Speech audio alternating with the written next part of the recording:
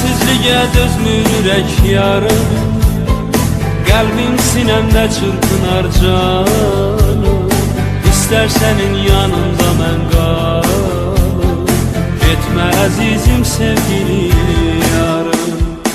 Eşqin məhəbbətlə dolub cana, yaş gözlərimdən hey axır yana.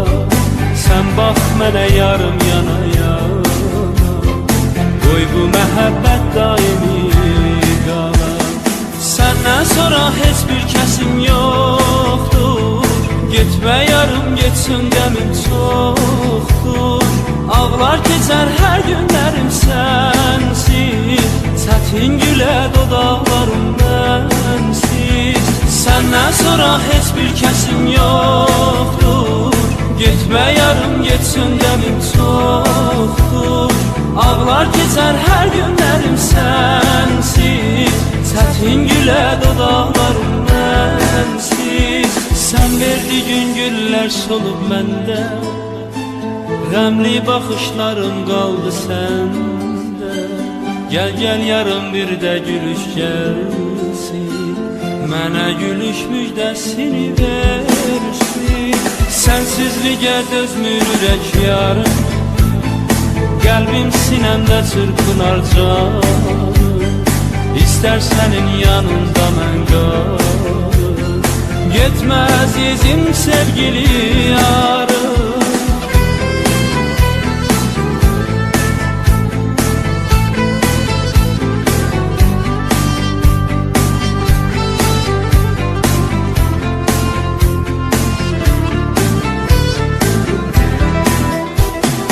Yandım alışdım eşqüyə yarım, dərdə düşüb sənsiz mənim canım. Sən bax mənə gəl gör mənim halım, tutsun səni ay gül mənim adım. Getmə qərarım otlanıb yandan, özgədimə ağlar günə qallar.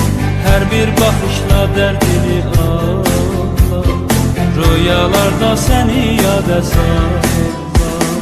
Səndən sonra heç bir kəsim yoxdur, getmə yarım getsin qəmim çoxdur.